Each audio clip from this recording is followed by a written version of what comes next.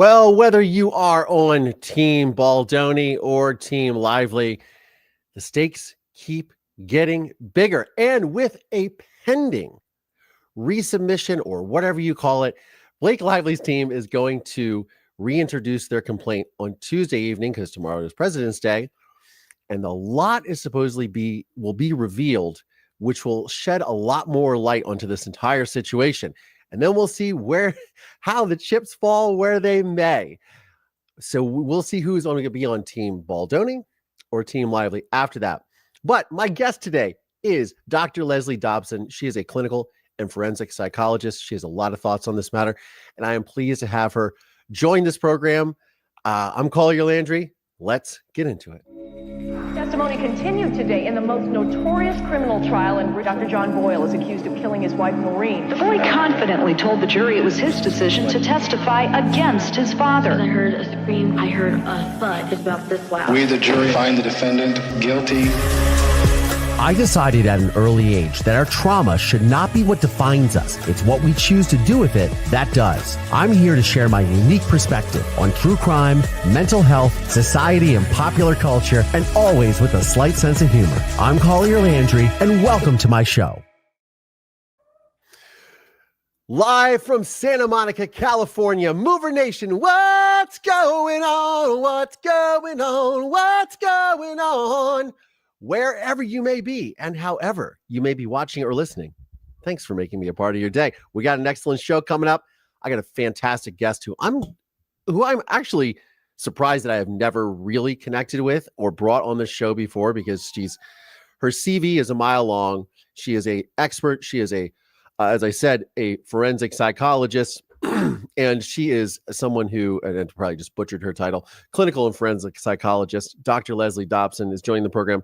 I'm very excited. We actually realized in our conversation that we have connected earlier because I was going to help her with her podcast like a while ago, but she got it all handled because she is using a Blackmagic cinema camera, which is a company I used to be endorsed with by when I was a cinematographer for years before I switched to Red Digital Cinema. A whole different conversation for a whole other day, guys.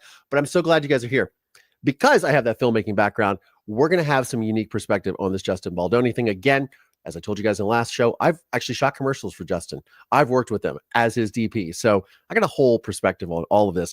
So anyways, without further ado, I am pleased to welcome to the program, Dr.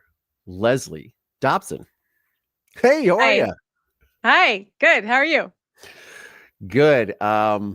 Yeah, we realized that we had connected briefly over text message, and here we are. And I'm like looking at your Instagram and psychopathy, all these things. I'm like, God, we got to have a whole other conversation.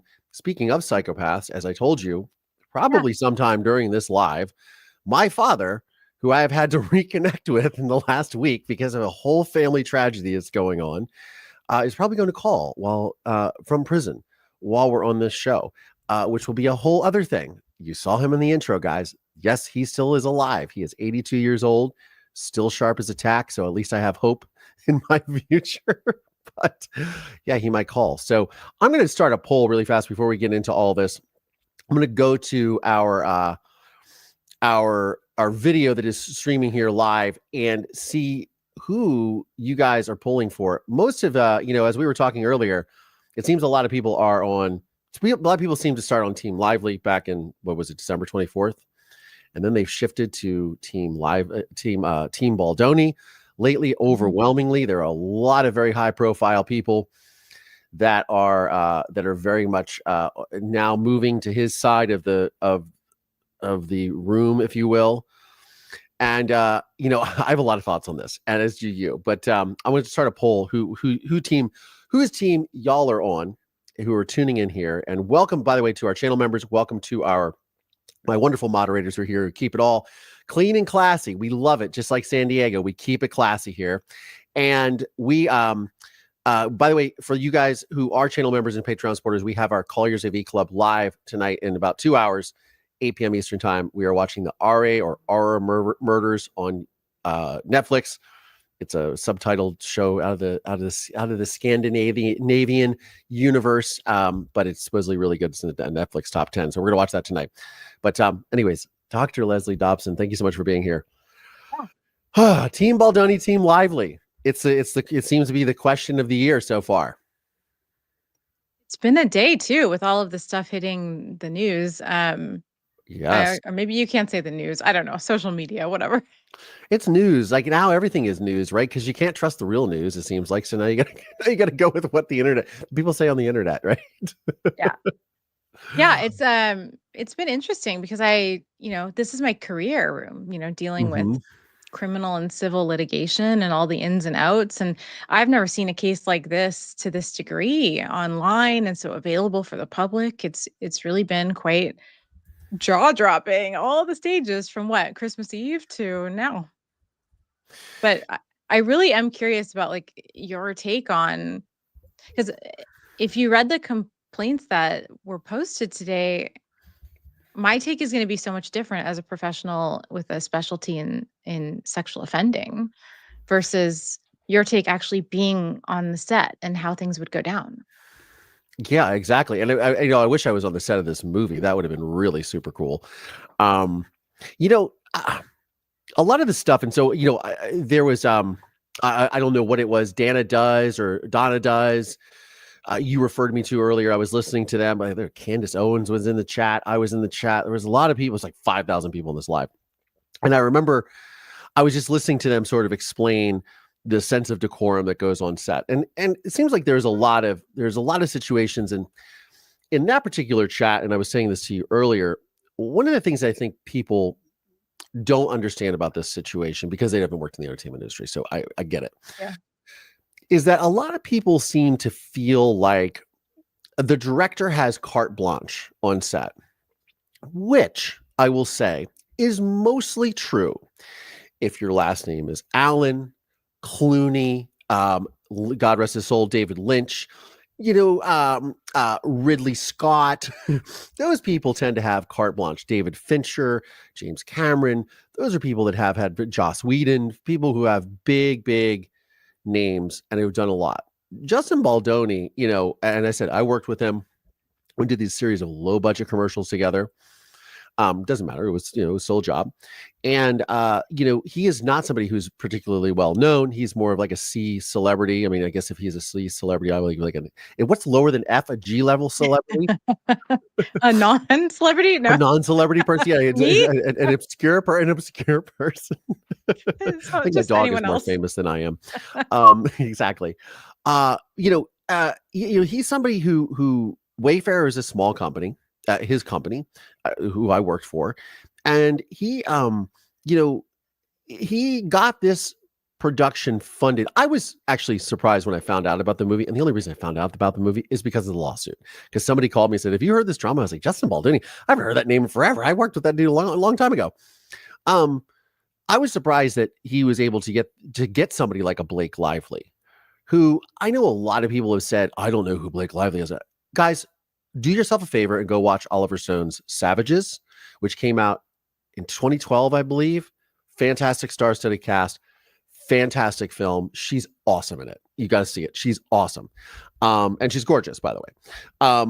And she's married to Ryan Reynolds, and these two are a Hollywood powerhouse. And I've never heard a bad word spoken about Ryan Reynolds in any room ever in Hollywood. So I'm sure people have their gripes with him, but these are people that have a lot at stake. So I was very surprised that they were working together because, again, Baldoni is not this household name. He was on Jane the Virgin, and he was, again, a director, but to get a star like her to play opposite of him in something he's directing was a massive coup, and kudos to him for doing that. But having Sony come in and bankroll this, and full disclosure, I have a project with Sony right now. Love Sony.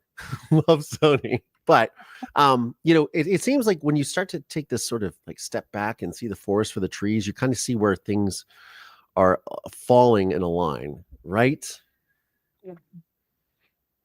Yeah. It's okay. I have a question for you. Mm-hmm.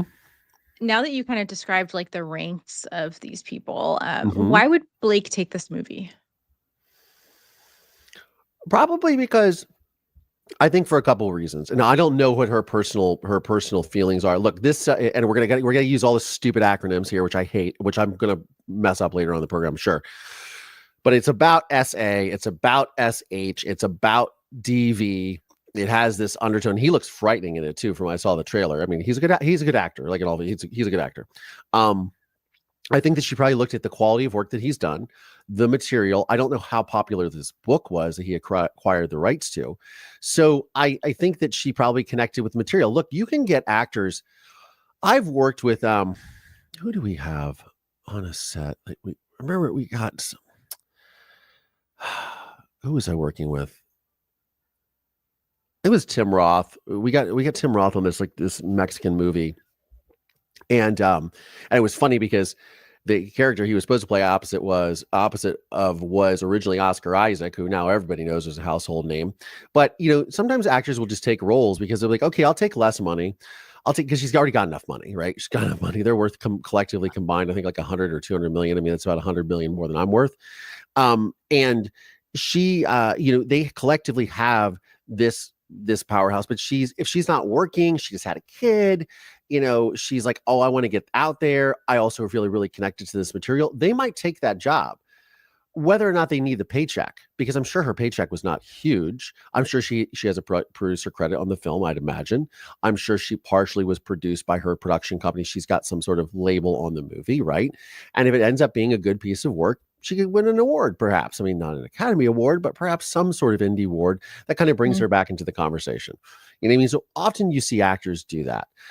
They'll just take jobs and they'll just be like, yeah, I'm totally down to do this because it sounds super fun. And I'll come out and day play. I mean, she wasn't a day player. She was the co-lead, the co-star.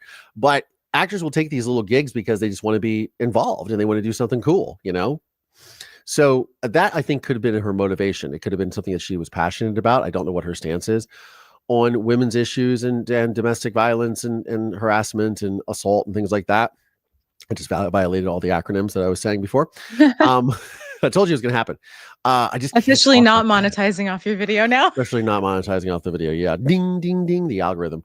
But no, in all seriousness, I think an actor sees a good role and an actor is an actor. If they connected to the material, they don't care. Like, I wanted to do it. You know what I mean? Especially when you are somebody who's already made a ton of money in the industry, had all the accolades, had the recognition. I mean, obviously she hasn't won an Oscar or anything like that. But has done well for themselves and is married to a huge box office star and draw. And Ryan Reynolds is a very smart guy, bankrolling the Deadpool movies, which made him a ton of money. And it was a passion project of his that he put himself in. So she probably was like, hey, you know what? He's doing it. Why can't I? So that's why I think she got involved. Interesting. It's just wild to me that she, it's about SHDV, we'll use all the words, and then all this stuff comes out that she endured it on set, allegedly, of course. I think people will probably deny this until they walk into court and have to talk about it. Because again, like if you read them, they say summaries. So what happened before? What happens before a summary is written? Yeah, and I think that also, look, I'm an artist. Artists in general are very fickle people. We can be a bit persnickety at times, and and as we were talking about earlier, I'm a director of photography, right? So when you go to a call sheet, you see what is called above the line and below the line. So above the line is actors, directors, producers, writer, those types of people. And then you have below the line, and at the top of that sheet on the below the line is director of photography, and then everybody falls underneath it. So every department on set that is makeup, wardrobe, lighting, grip, electric, all of it all falls under my care. So I hear everything that's on set all the time. I would love to talk to the DP on the show and see what he had to say about all of it, because I guarantee all those people, because all those women or men, all the people who are in like the makeup chairs who are working on set, they all talk. It's where all the main gossip comes out of, because the actors are in there. They see them running their lines. If Baldoni is coming in at 5 a.m. when they got a 4 a.m. call and talking to her, and she doesn't like what he had to say, you better believe she's talking to her, most likely her personal makeup artist, who she brings in with her to do her makeup. They all know what the tea is. It all goes around the set and it gets around, it spreads like wildfire. So, I can imagine that something had to been going on. And, I don't know, did you follow the Rust trial at all with Alec Baldwin? I did, all the way to the point of going to CrimeCon and seeing them on stage talking about it. Was Baldwin at CrimeCon? No, the legal team was. The And legal team. it was someone not in the legal team, not the armor, maybe someone who could speak to being an armor. It was a good talk. They really talked about the ins and outs of the trial and the upcoming trial. Yeah, I think that I always felt like that was a massive stretch. I think a lot of it had to do with people's distaste of Alec Baldwin for whatever reason. I've never heard anything too positive about him, but I used to date a girl that dated him and introduced him to his wife, so he doesn't seem like he's that bad of a guy. But whatever. His wife. We can't go down there. Yeah. But I think that I thought that was a real big stretch to charge him and the armorer. And I get it. There was a lot of negligence on set. I talked about it. I've shot Westerns. I've worked with those same type of rifles, that same type of ammunition, all of that. And it's I even talked about like the first time I heard the rifle fire on set and I was doing a Steadicam shot and I was coming around, and then the girl fires a rifle and I must have jumped 6 feet in the air. And I was working with a guy named Stephen Campanelli, who is a fantastic director. He was Clint Eastwood's first unit director and his Steadicam operator, and just sort of his all-time go-to guy. And he's done like A Star Is Born. He's done all of Clint's movies for the last 30 years. He's won all kinds of camera awards and everything. They call him Steady Campanelli because he's the Steadicam guy in Hollywood. I just remember him making fun of me about it. But we were on a really good set, and it was like, I can understand how all of that happens, but also there's like shit just happens, right? To hold the actor responsible. Now, in this particular situation, you have a director who's a star, you have his co-star, and then you have this sort of these conversations that have taken place, apparently, allegedly, in these complaints that have existed, and somebody knows something. It's Why? not. It's not. How many people do you think are? How many people would have been on that set aware of something to this level and they're not talking? Oh, I think everyone knows. I think if there is inappropriate behavior on any level, whether it's she was, being hyperbolic in her retaliation to him, be like, oh, he's just too much. And people were like, oh, she's crazy. Like, come on, like, chill out. Like, oh God, we got to deal with this diva. You know what I mean? I don't know. Again, I've never heard anything about her, as far as her work ethic or anything like that. So I can't speak to that. I do know that people can, with material like this, that's already very sensitive. And I'm surprised that if all of this was going on, one of the things too is that were there other complaints on set because of the sensitive nature of this material, because of the times that we're living in? And look, we're, how many years post Me Too, but we're still very much in a very sensitive time on these sets. You and I have talked about this. Now there's intimacy coordinators when there's love scenes happening and things of that nature. So I'm kind of thinking that, there had to have been a lot of people that had opinions. If he was a certain way, people were going to complain about it. Now, are there producers that were involved that were like, okay, no, you can't say anything? Or were there complaints that went to HR that have miraculously disappeared? Or are those going to come out on Tuesday? Yeah, I don't really know legally if Blake Lively can talk about other people's complaints, or she could include if she has more of her own. Yeah. So I would be kind of curious. I mean, she could talk about being aware of other people. Yeah. Really couldn't like throw other people under the bus, but it is not a normal case for me. And I think we're missing, maybe we've gotten 10% of the information. I mean, I think we're missing so much. And for people to take a side at this point, it just seems too extreme. And then for people to believe the timeline that they've been shown on this website as though the screenshots are completely true and no one would ever alter the screenshots, but then they look at the complaints that all came out today and everyone says they're completely false.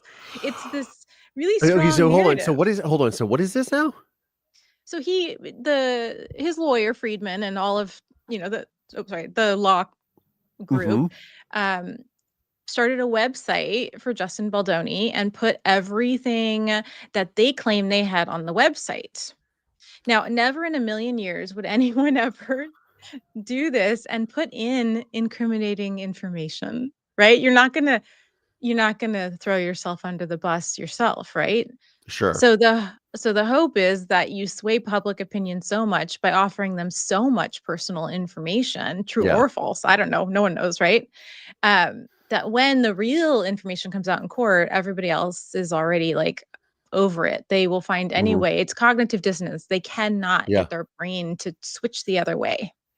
And Blake will then forever be seen as the monster. Well, or Ryan Reynolds, which people that's a narrative too. Yeah, for sure. I mean, and let's keep it real.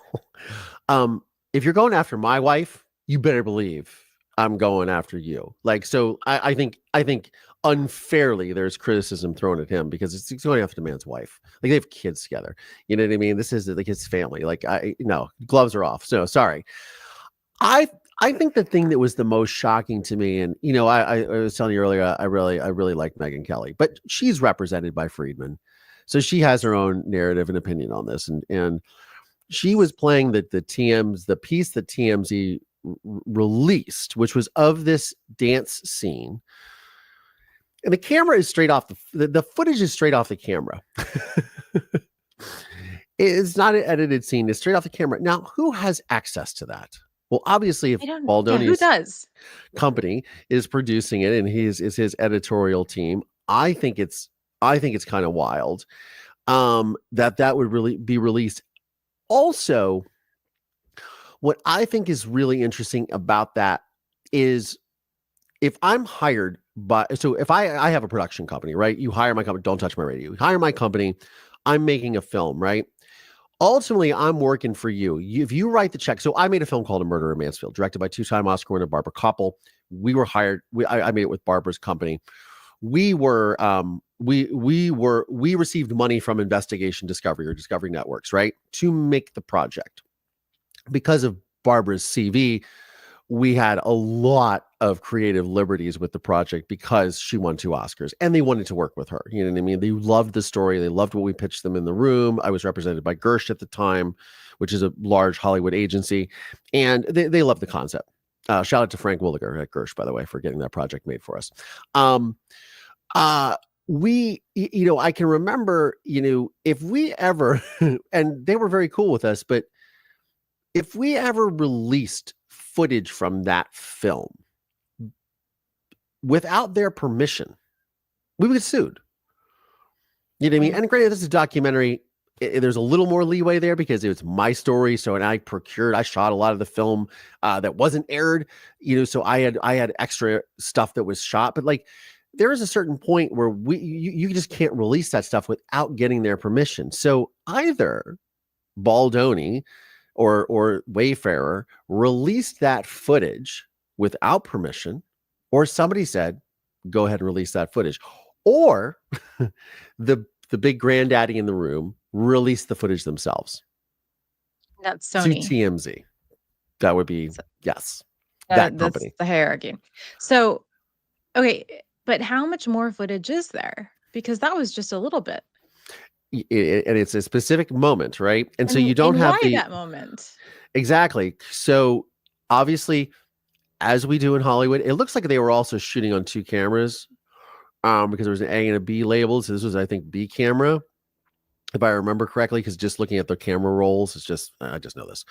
And that was specifically what was released. Yeah. So it's like that look, that so angle. so you also know that they didn't just shoot that scene. They don't just shoot a scene once and then go, okay, good, we got it. We love it. They'll shoot it, which often causes, and which is why actors, especially somebody like maybe a Blake Lively, for example, a big time actor, will often put in their contracts like, look, I'll only do X amount of takes, because they don't want to get worked to death by the director, because some directors will just make you do it over and over and over and over and over again. And everybody is sitting there.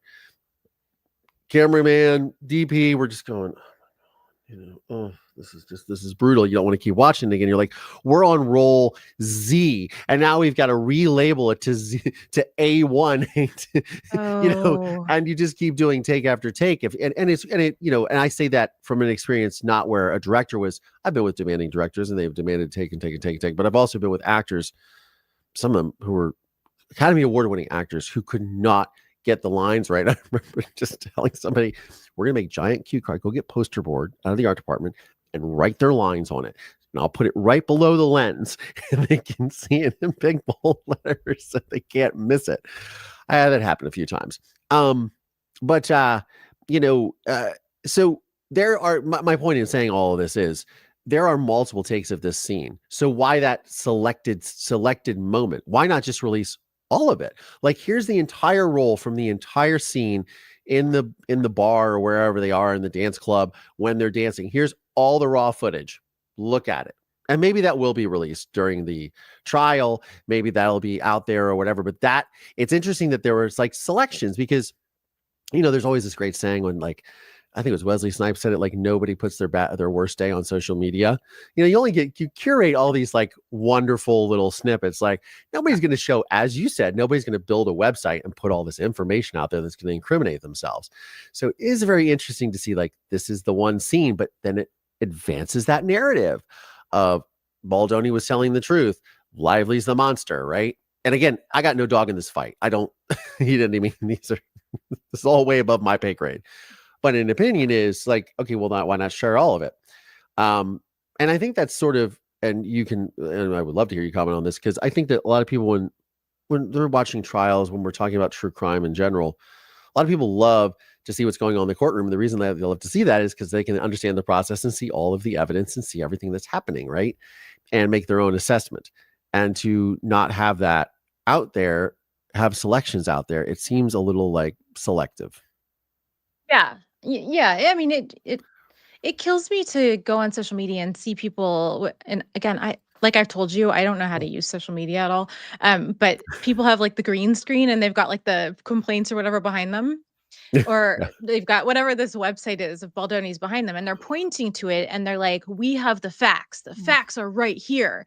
And I'm like, well, but he chose to put all of that there. Those aren't facts. Those are his narrative. Once again, it might look pretty and it might be very enticing and colorful and manipulative. Yeah. But however these people are putting it as their background green screen, that doesn't mean that it's real. And it doesn't mean that anything that comes from a lawyer like Brian Friedman or any lawyer is real, because we haven't gotten to court. And even in court, people manipulate information because we're people, right? We have different perspectives on things. We also have different motives. Yeah, and people also have, my favorite thing is when you get somebody say, "I have the receipts. We have receipts." First of all, and again, this is the thing. This is the thing that kills me about all of this type of stuff. Is here we are pontificating about it, offering our opinions and opining, if you will. And it's like, none of us are involved in this situation. There's their version, his version, her version, and the truth, right? And it's somewhere in the middle of all three of that. It's like the Venn diagram when they overlap? Is that what it is? Okay. In the Venn diagram of all the little circles merging together, you think about, okay, what's really happening here? But again, these people that come out and they're the ones with I've got the receipts, I've got this, and just the massive amount of people that jump on these bandwagons, and they're the experts now. They're the people, they've got the information. It's like, you don't have the information. Like, you weren't there, you see it a lot with, you saw it in the Idaho 4 case with Brian Kohberger, when that poor, University of Idaho professor was attacked on social media by that person who was a psychic on TikTok, who claimed that she was there for the the real killer or suspect, and just was like, oh my God, are you kidding me? Like, really? Yeah. It seems. Yeah. No, I think this case is where it is right now because this is how the legal team wanted it to be. And they did a really good job. They're excellent lawyers, but there's so much more to come. I mean, if you look at lawyers have styles, right? They have training, they Mhm. have backgrounds. Styles Some make fight. lawyers, yeah. Some lawyers may have training in crisis management and publicity. Some lawyers may have Yep. training in psychology and work with diplomats, right? Their Yep. strategies are going to be very, very different. And I think what we're seeing here are very different lawyers with very different strategies. And that's why we've got to wait to really make a choice. We've got to see this play out. And it just sucks that we have like a year until the actual trial date. Well, according to you and what your sort of hypothesis is, and the hypothesis on social media is we're going to see a lot coming out Tuesday evening. Yeah. So what was publicized, or again, if we call it news, was that the judge ordered Blake Lively's team's amended complaint for Monday, but it's a holiday, so it would come out Tuesday. And I'm not sure how it would be accessed. I do recall the first one was accessed through the New York Times, so I don't know if it would come that same way too. But what I anticipate is, now that Justin's kind of played all his cards.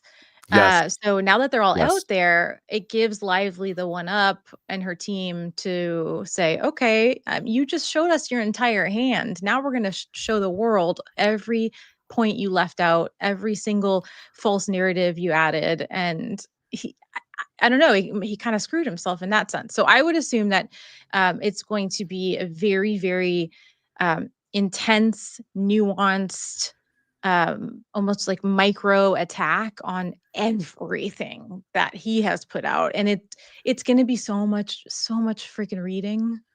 Like, I feel like people should take the day off work on Tuesday. You said it's 300 pages. Is that what we are expecting? That's what I would expect from. I can't remember now how they've all grown because they keep growing, but we had like 80 pages, then we had 100 something, and then we went to like 180 pages. And so if we combine all of that, now I'm thinking we're going to be at like 300 to 500 pages, which is insane to me. Didn't they subpoena didn't they request access to have all of his text messages too? So they subpoenaed, and I don't remember all of it, but I remember seeing AT&T. So they aren't going directly to the individuals; they're going underneath, which would make sense because Yeah. if somebody were to get like a new phone or a new iCloud, or if they want to be able to log the communication between individuals at weird times when when the smear campaign may have happened and things like that. So, but it's a huge request, and I imagine that Baldoni's team is going to fight back incredibly hard to prevent that from happening. But it's a huge request, and they think it's warranted on Lively's side, and I'm wondering why, because a judge is going to be like, "Whoo, okay, that's big. You better explain to me why." Yeah, that seems very again, when you say Team Baldoni has played their hand, like shown all their cards, because it doesn't seem like they have anything else to play. Now you've I got, think, yeah, or they would, right? That's just my assumption based on how the strategy's played out. again, with dumping the footage out there, that was the big thing that I thought, okay, that's a really big, that's a really big deal. Because now you are, and either they had permission from Sony to do that, or Sony released it, but why not release all of it? Which is interesting. And again, I have no dog in this fight. Like I could really care less. You know what I mean? I'm just interested in the truth. And I do think it is a fascinating way to look at it. And I'm very relieved to not talk about murders and people, zipped into suitcases and things like that. I like to hear about, this is a little more benign, right? But it's still people's Well, our day jobs livelihoods. are a little different, yeah. Yeah, exactly. And it's okay. But to look at this and sort of, in the under the same lens of like the Amber Heard, Johnny Depp sort of situation, right? Again, Blake Lively is married to Ryan Reynolds, arguably one of the biggest movie stars in the world, and very wealthy at that. Successful in multiple businesses, Mint Mobile. He rides Triumph motorcycles, which is, I'm a Triumph guy, so like it's a special place in my heart. But and then you've got Justin Baldoni, who, all due respect, great actor, talented guy, nice guy, great to work with. But is a relatively unknown person. I remember somebody coming to me and saying, I had no idea who this guy was before all this kerfuffle, all this, scuttlebutt. And I said, yeah, I don't, unless you watched Jane the Virgin, you probably didn't know Never who he watched was. it. Yeah, you probably didn't know who he was. You know what I mean? And I think Jane the Virgin came out. I feel like it sort of piggybacked off of America Ferrera's show. What was that? Ugly Betty. So I feel like it sort of had the same kind of. It was like in the same sort of vein, and I think it was just like like this, the younger stepchild to that. But still a show and a career and money and all those things. But again, like now we're talking about him, and so it feels like, okay, now you know who this person is that you didn't know who was before. And ironically, when all this came out too, I was getting ready to talk about it, and I got a text message from his producer right around the time this complaint came out, because I was going to talk about it. And I was like, oh, that's interesting. I haven't heard from this guy in a couple of years. Interesting timing. From Baldoni's producer. Yeah. To work, to work or to shut up? Just hey, how are you? What's going on, man? Haven't talked to you in a while. Yeah. This might not be anything, by the way. This might just be a total coincidence. Happy holidays, happy New Year. It was around that time, obviously, because all this came out. But I just was like, oh. Yeah, I don't think anything's coincidence when you Noted. bring in the biggest legal teams in the world. Noted. Nothing's coincidence. I mean, these people are how long have they been strategizing? Both sides, we have yet to see. I think so much. I mean, I have guesses of how this is going to go, like purely based on just being a part of all these celebrity suits. Yeah. I can't see them settling because they've just put so much into it unless Baldoni settles. I can see Ryan and Blake becoming so almost enraged over this narrative over time that they really go to town with what we're about to see next week. So I could see Baldoni settling. I could see if these complaints that we're seeing are real, because they are, in my opinion, they are SA. And under the law, I know people have commented saying they're SH and they're not SA. If you read the law and not just what comes up. Yeah, please define that for us as an expert. Yeah. So I always say on the show, I'm not a lawyer. I'm not a psychologist. I do not work in law enforcement. I'm just a guy who's been through a lot of shit. So when I have experts such as yourself, I love to hear the real opinion. So please go. Well, I think it really comes down to SA and SH. I'm trying not to ruin all of your sexual harassment. Yeah, it was fine. Sexual harassment and sexual assault are two different things. Yes. Explain the difference to our audience. So sexual abuse, sexual assault are kind of the same thing. They can be interchangeable, but not so much with sexual harassment. The difference is that sexual harassment can be icky statements, fondling, snapping someone's bra strap, something like that. But when it moves into the victim knowingly not wanting it, feeling uncomfortable, and then the perpetrator finding some kind of pleasure into it, on it, there's pleasure being shown in some way, and then there's a pattern of it over time. That's when it starts to look like sexual abuse and assault.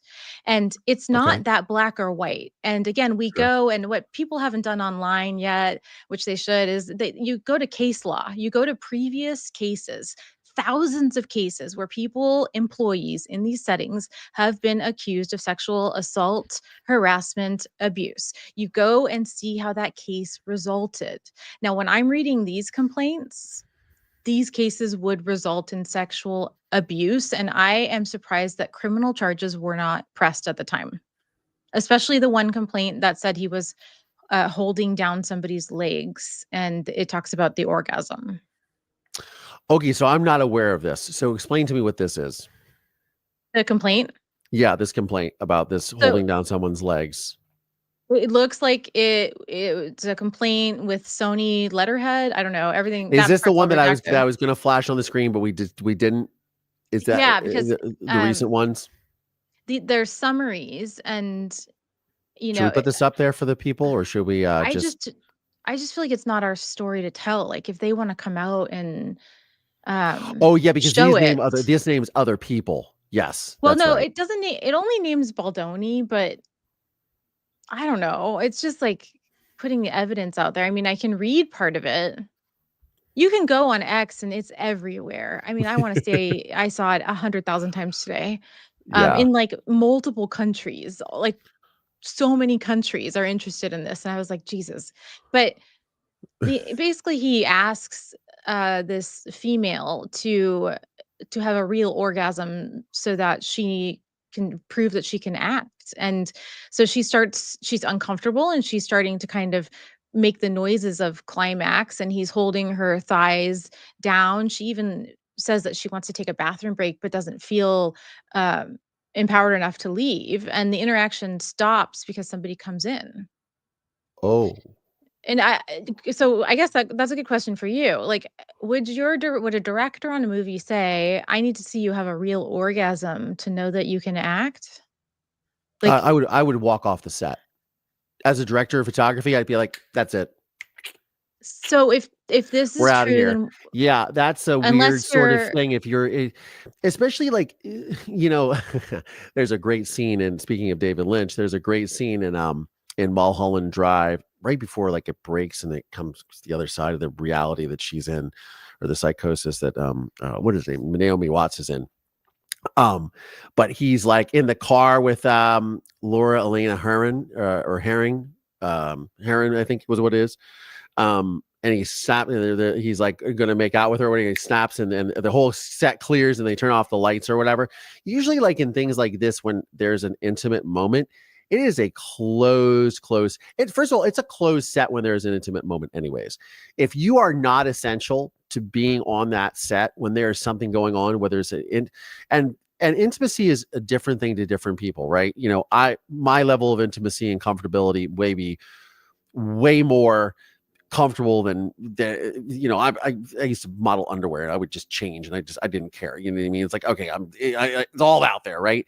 But there's some people that are very bashful. It's like, I don't want to make out with another actor while the whole crew is watching.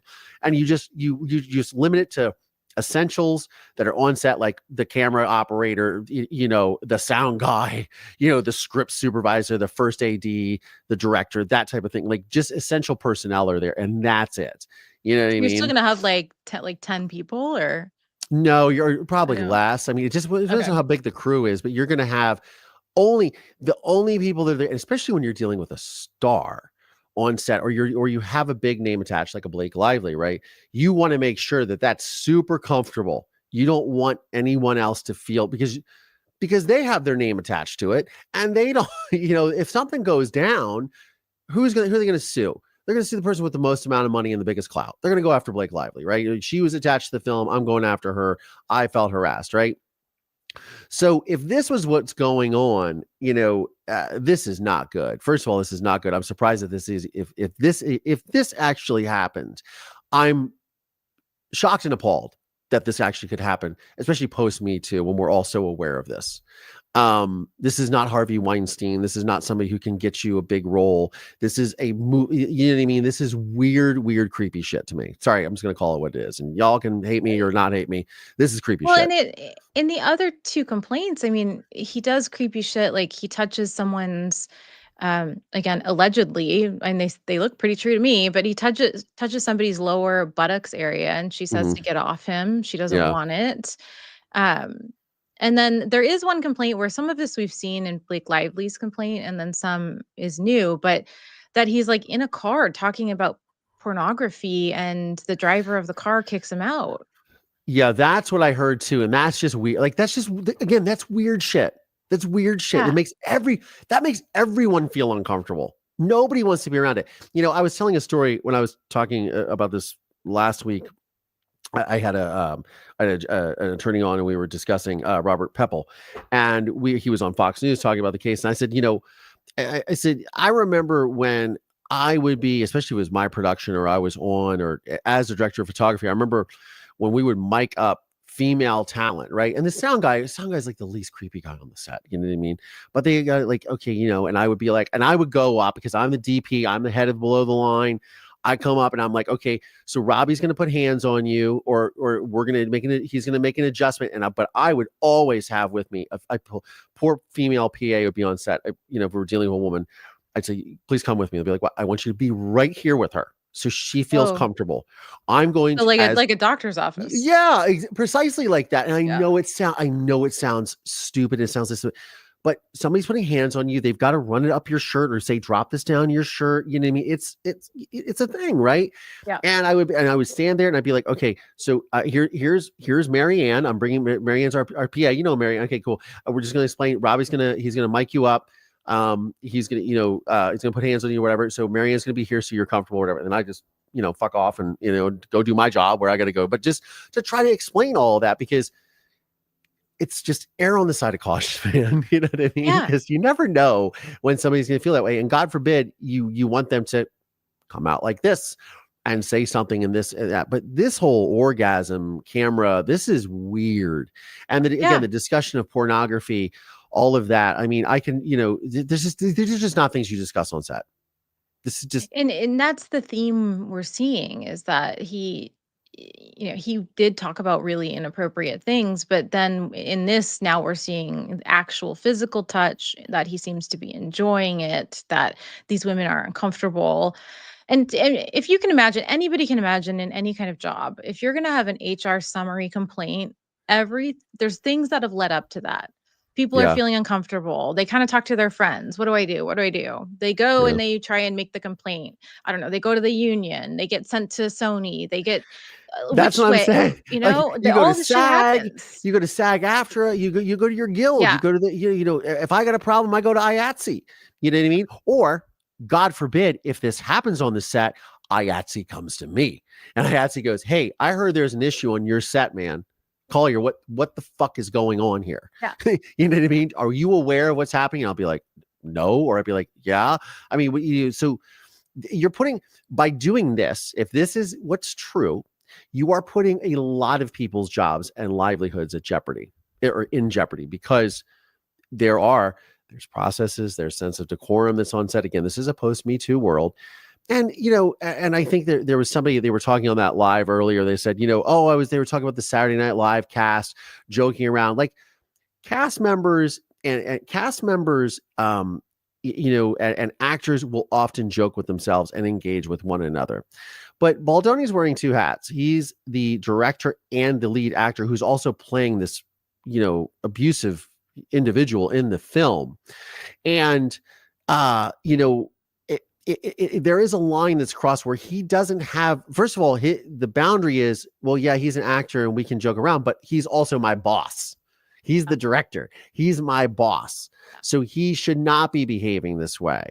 You know what I mean? So again, this is an allegation. This is alleged. This is all, this is whatever people say on the Twitter sphere or whatever. This is these documents that are coming out, these statements of people. And again, we don't know what all of this is, but this is also, who was this released by?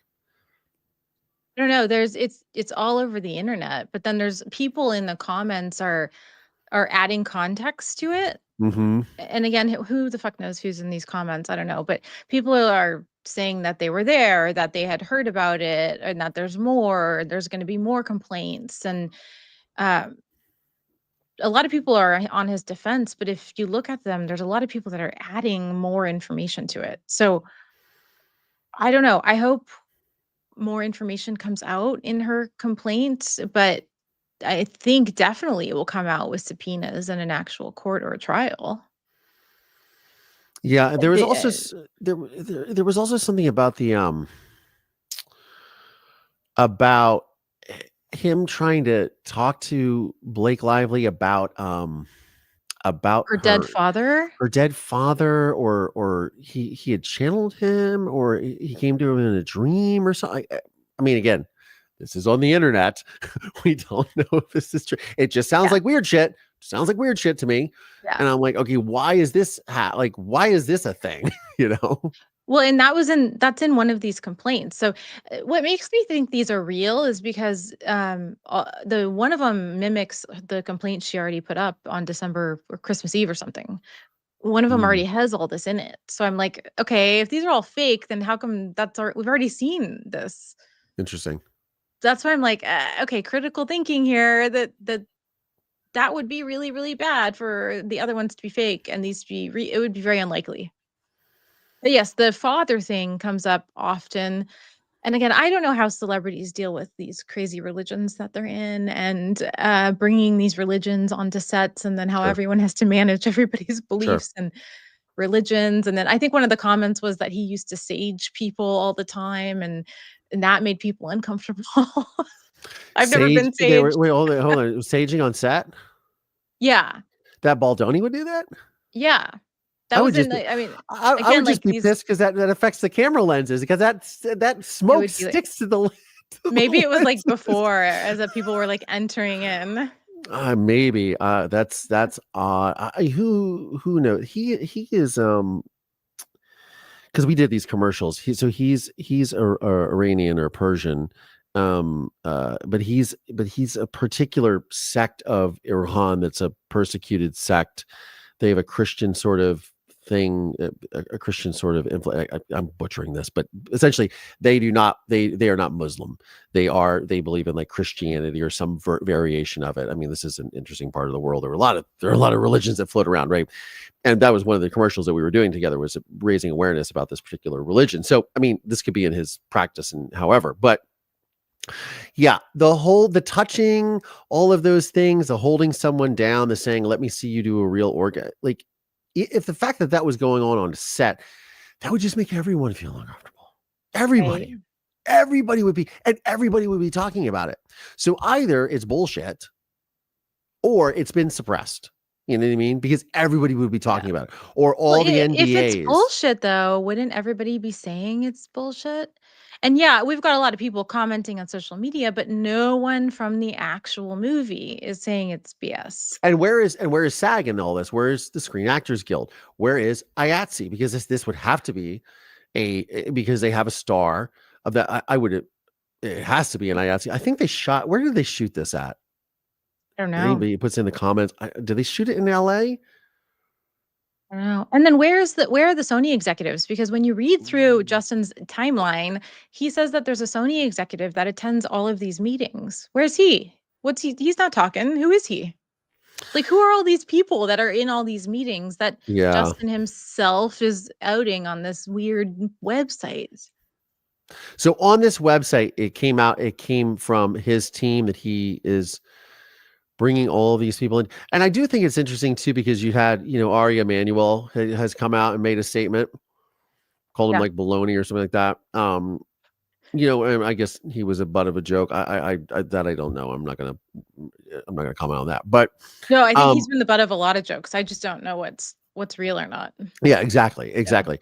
But if you know, again, I think the weird thing is I'm always like looking at the angles and all of this. Like, who stands to benefit from this? Okay, well, Justin was not a household name. Now he is. He's in People magazine, surfing in Hawaii right now. He's with his wife or his family or whatever. Now, I'm sure that 2 months ago they could care less if he was surfing Hawaii, but now he is, and they got photographs of him. Um, you know, uh, everybody knows who Blake is. She's had a pretty good career. She was Gossip Girl was a huge show. She, as I said, Savages, fantastic film. Go see it. Oliver Stone, 2012. Star-studded cast. It's she's great in that. But they have more to lose. Like, she has more to lose, and she doesn't need to work, but she definitely has a reputation. Her husband has a reputation. Her husband has a lot of business he does in this industry. Why are they taking such a hard stand on this, or why are they going down this route? Hey, and you would know more than me. So if this book turned into a sequel or another movie, would this be worth it to them? Would they make so much money that it would be worth it?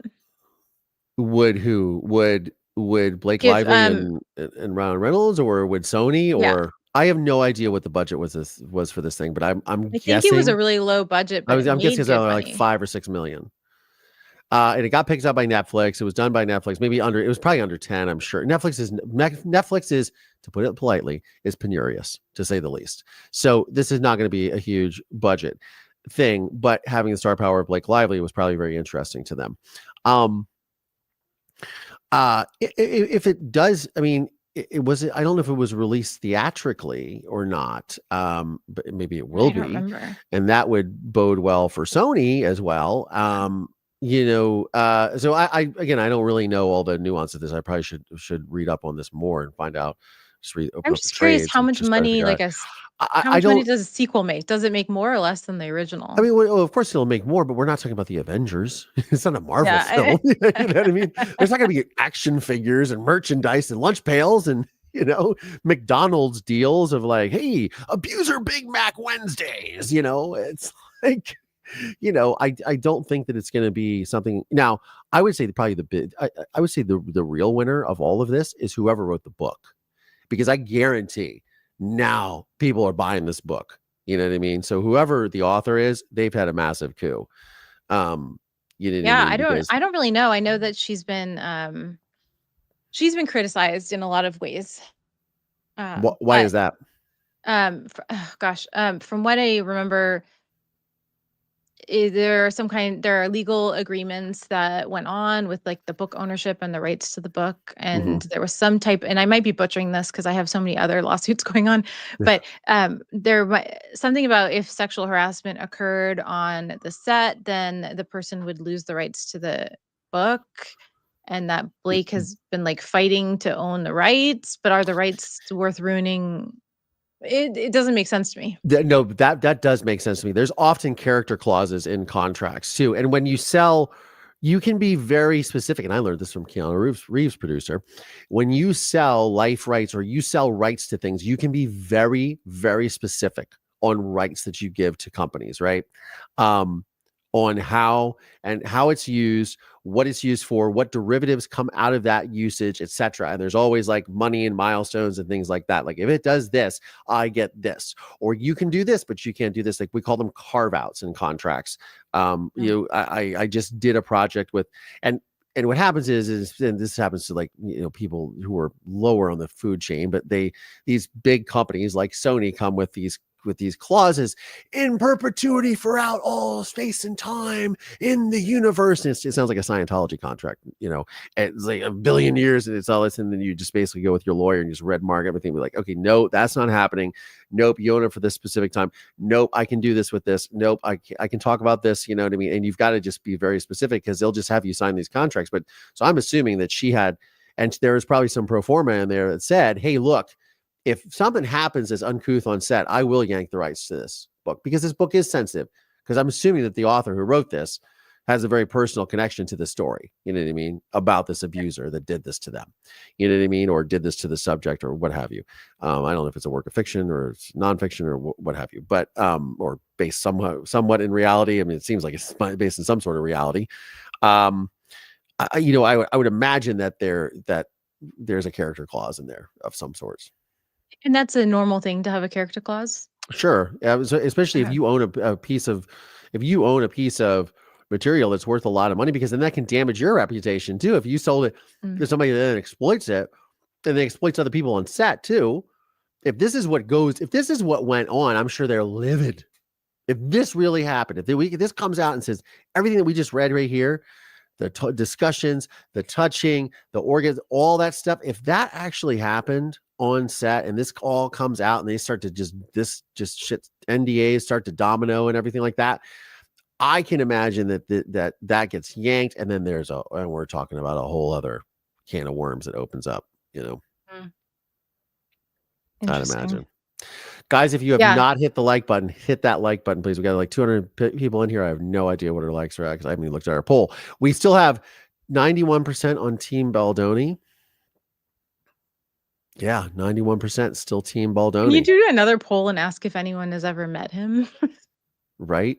And 345 votes too. So a lot of people are voting. Let's get those likes. Let's get over to 100 likes. Small sample size. I get a lot of the feedback I got on Instagram and TikTok is that people don't give a shit about any of those. People don't give a shit about what? What do you mean?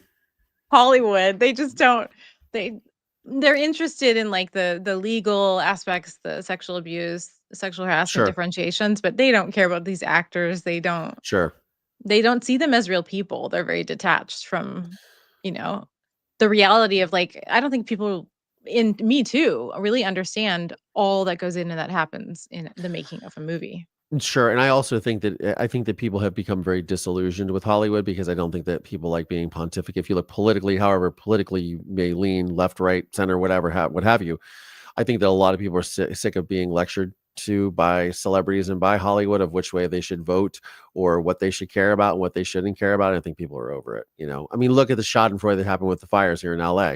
People are rejoicing and celebrating because celebrities' homes burned. Well, yeah, but there's a lot of people who also had their homes burned that were not celebrities. That those were their family homes and been in their family for generations and things like that. So it's not just all a bunch of rich celebrities that are spoiled brats that lost their homes. There's a lot of real people with real ramifications, and it's awful. And it happened right outside that window behind me. As I was telling you, you're not up in this area. You said you're down south a little farther, but Yeah, I'm in Orange County. I actually sold my house, and I don't know if it burned. It's in one of those areas that it would have burned. So wow, you got out. yeah.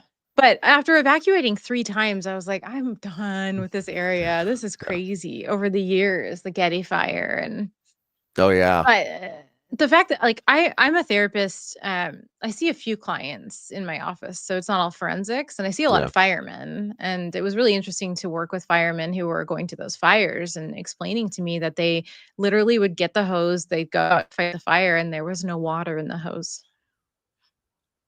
And Yeah. what we've heard, like a lot of what you hear is true.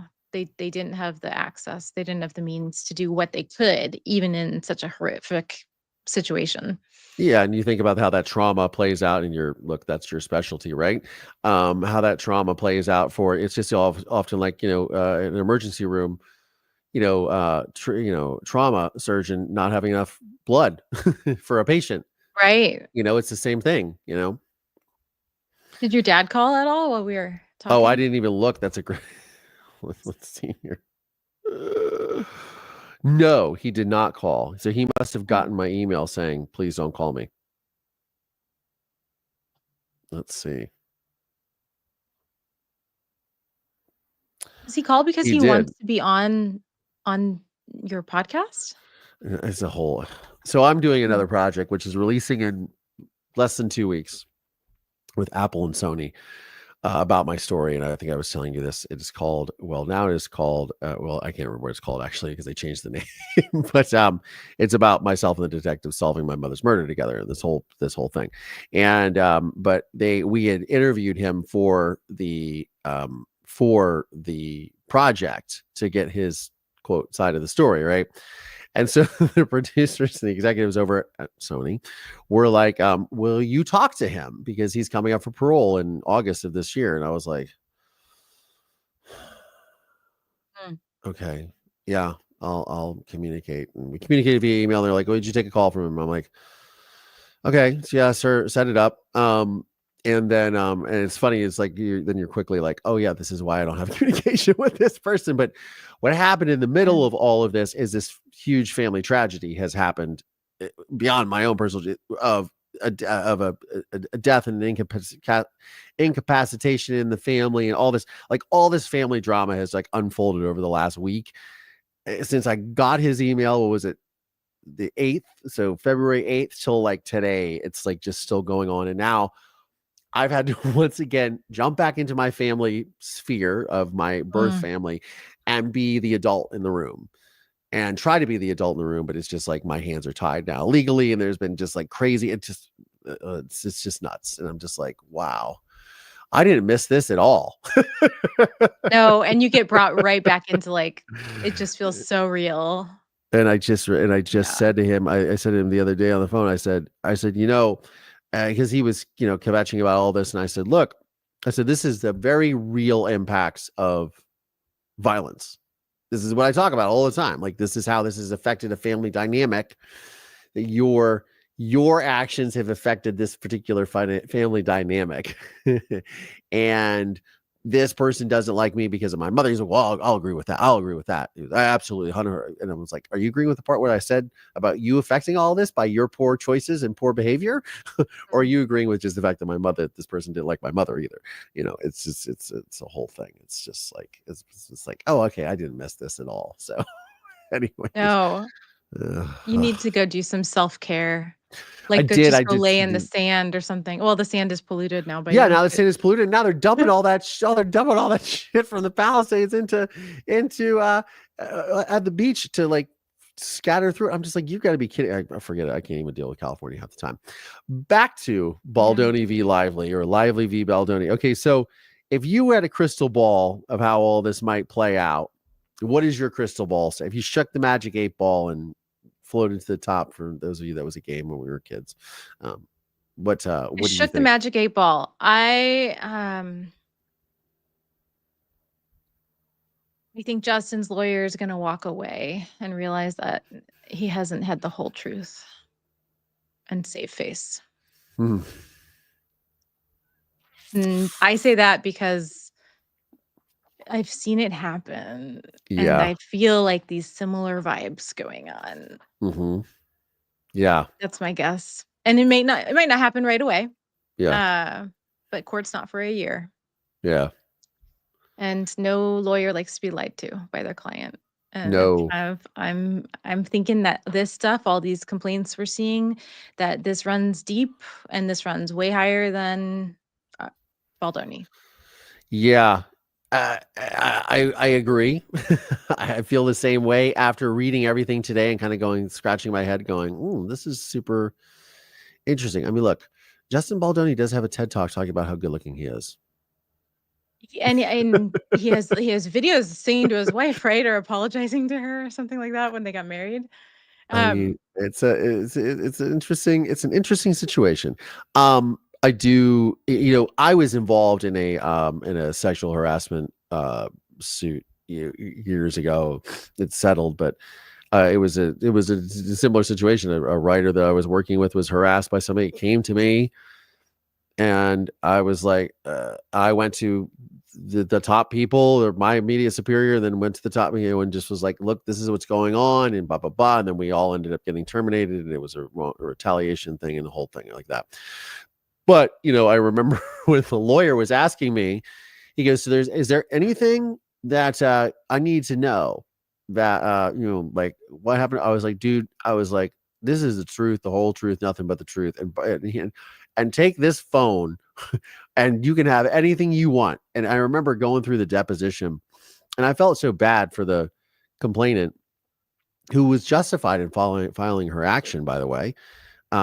She was mortified by the text messages that were coming out, and she was almost embarrassed into dropping the suit. And I was like, you can't do that. I was like, you got to see, you're right. You know what I mean? And she ultimately prevailed. But I can just remember they were reading my text message, because I was like, I don't care. And I think the lawyer just thought I would be embarrassed by like asking me these and going through text messages of me with like other girls that like I've dated and things like that. I was like, you've got the wrong guy for being embarrassed or ashamed or whatever. What is it? I'm like, no, that's not what it said. This is what it really said. Why don't you read it? He's like, oh yeah, sorry. I guess I forgot that part. I'm like, you're talking to the wrong person, man. But yeah, they don't like being lied to. Lawyers don't like being lied to. They don't like to be, especially when you're putting your ass on the line and something that's so big. I would love though, like if we think back to Amber Heard and Johnny Depp, Amber Heard had 2 psychological evaluations done, and Johnny Depp didn't have any. I still don't really fully understand how that all played out, or I forgot. But I think they should both have psychological assessments. And in those psych assessments, we can determine who is telling the truth, because that's what psychologists do. We assess validity and reliability of people's claims. So if we want to lock this case up, start to retain your experts and start to go through probably, I don't know, a couple weeks of really intense psychological testing and get the whole freaking story from each of them. And, all the way to, we do the Rorschach, we do personality assessments, we do lying and malingering assessments, and then we compare all the answers to the history and all of this information. See, We'll do it.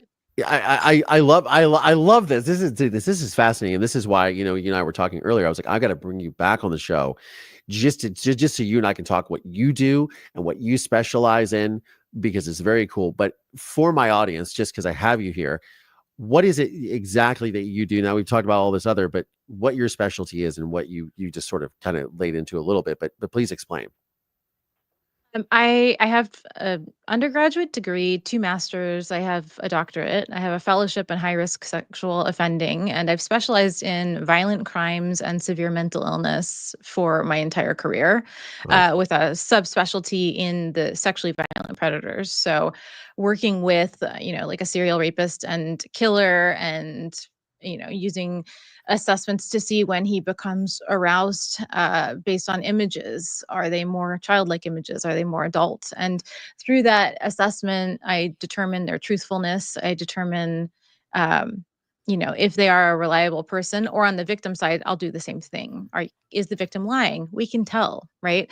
Yeah. And then I write these really, really lengthy reports, and I offer them to the judge and the jury to explain the personality of the person. But one big part is I do violence risk assessments. So I determine the recidivism, which is something I'm sure your dad has had a million times done with him, Sure.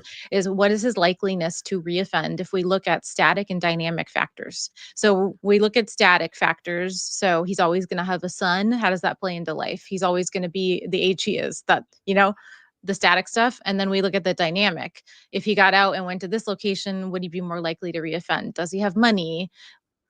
Is he going to want to rob some place to get money? So all the changing stuff.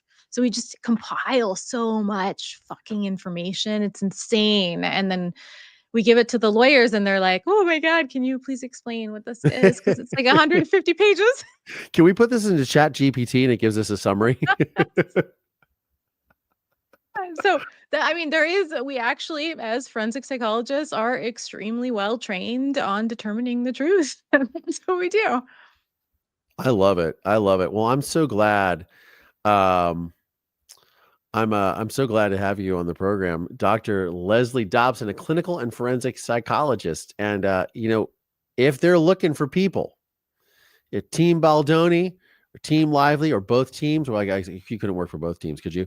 Somebody hire this woman because she knows what No. she's doing. She'll give the assessment, and I'd love to hear. Just leak me a little bit if you do the assessment. Just be like, "Oh, yeah, I found out this." Tell you a secret. They both know me very well already. They both know you. So you've been in the rooms. You're in good company. Then I'm sure you're just a phone call away for these people. And so just send them a nice fat bill and be like, "This is my rate." Get some house money again.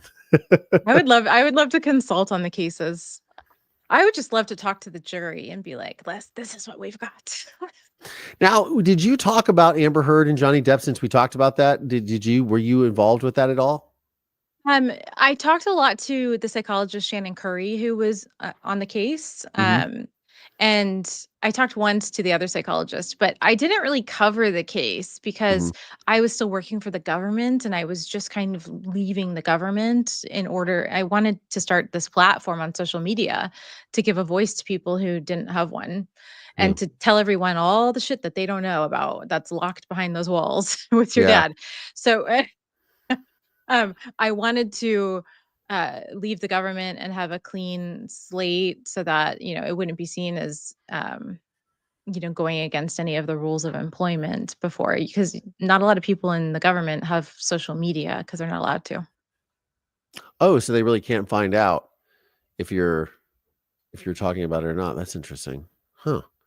So you're Yeah, not like allowed to have because social media. I was my last some of my last jobs were for the Department of Veterans Affairs, Oh, okay. and you're a representation of the Department of Veterans Affairs when you are an employee within there. Now Got I'm it. just me. Now you're just you. Fabulous you. Dr. Leslie Dobson. Thank you so much. I should have probably put your name up here. Do we put it? There we go. Screw it. Dr. It's Leslie. Sunday. Dr. Leslie is where you can find it. Where can my audience find you? It's just at Dr. Leslie Dobson on everything. And then March 6th, my podcast drops with iHeartRadio. It's called Intentionally Disturbing Podcast. I love it. Okay, so this is And a new thing. This is this is a fantastic. new thing. I haven't really said anything about it because of lawyers and paperwork, but it's just gonna be really intense interviews of a different disturbing nature. So either the interview style is going to be disturbing and we talk about things that make people uncomfortable, or the person's literal life or job or something in it is going to be disturbing. But by the end of it, we get to a point of showing resiliency and like a call to action to the community and some meaning behind podcasting, which is exactly what you do too. And you're going to be a guest on it too. I know. I love this. I love this that I'm going to be a guest because we're going to have some fantastic conversations, and I will have you back on the show because this was really valuable, and I really appreciate you taking the time. Yeah, but you have to be my guest in person because I need to be able to see in real time your facial expressions and call you out and your I body love it. movements and just use all of the forensic skills. I'm a fidgeter. I have a little ADD. There's so much. You have such breadth of palette from which to paint, Wonderful. to work with. You love that.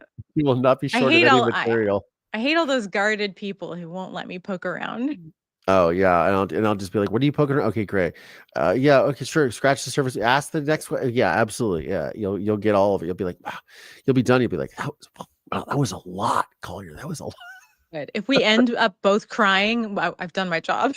There we go. Yeah, well, that's for sure. If you watch my Soft White Underbelly interview, you'll see that. I will watch it. I haven't seen it. I'll watch it. Yeah. And I will send you my movie too, so you can check it out because I would love for you to make an assessment of what you think of my father in the film. Oh my God, I would love to. Oh yeah. And maybe we can have you talk about that too, because that would be, there hasn't really, that's interesting.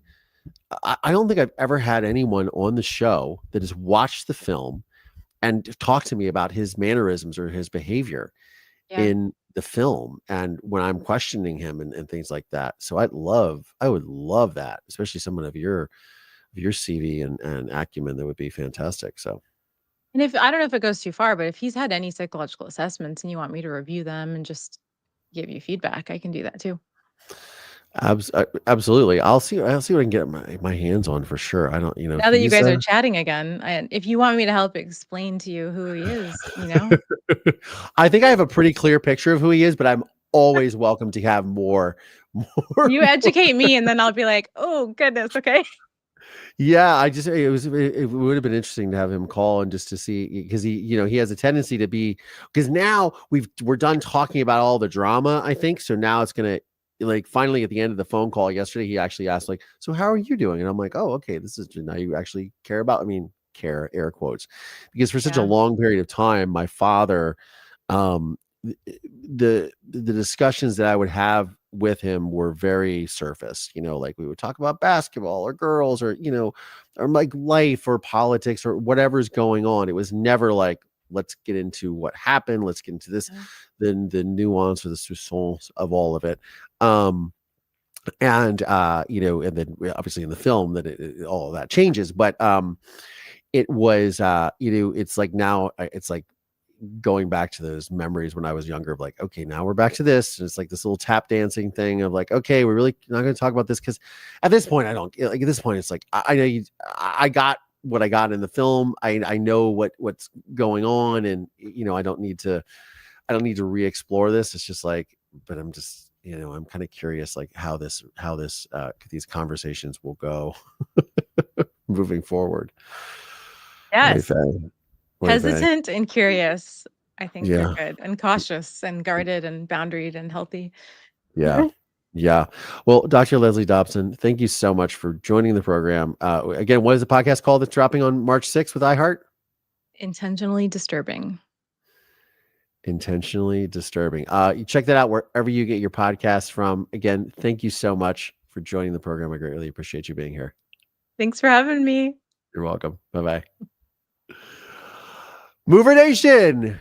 Wow, wasn't she fabulous? I got to have her on again. I hope you guys enjoyed today's program. I hope you guys all, where are our likes at? By the way, Raisha, I see you're on here. I hope I'm not mispronouncing your name. I got your email. Looking forward to seeing you on March 18th. Thank you so much for signing up. I do coaching, and Raisha is joining me for some of that to discuss some things. So thank you so much for doing that. And I have you on my books and looking forward to our discussion. Mover Nation, I want to say thank you so much to all my channel members and moderators. Moderators, you guys had your work cut out for you. I do want to throw this up. We are having our Colliers AV Club tonight at 8 p.m. Eastern time. We are going to watch the R Murders, or it is a Scandinavian series from Netflix. It's gotten like really great reviews, and it is the new. It's like on the Netflix top 10. We're going to watch that. If you are a Patreon supporter or a YouTube channel member, you are welcome to join that. There are the links in those platforms. If you would like to sign up right now and join, you have access to those links, and it's going to be great. And it's just like a chat like we have right here. And it'll be on StreamYard, and it's super cool, and we get to watch it and enjoy it, and it's a lot of fun. And I love doing Colliers AV Club. We do it usually the second Saturday of every month, but since this year we had the Super Bowl this last weekend, we did it this weekend. So I'm looking forward to seeing everyone. Mover Nation, as I always like to say, I hope you guys found today's program informative, and I hope that you guys are whatever side you're on. Again, I'm just here to sort of scratch the surface, find out what the truth is.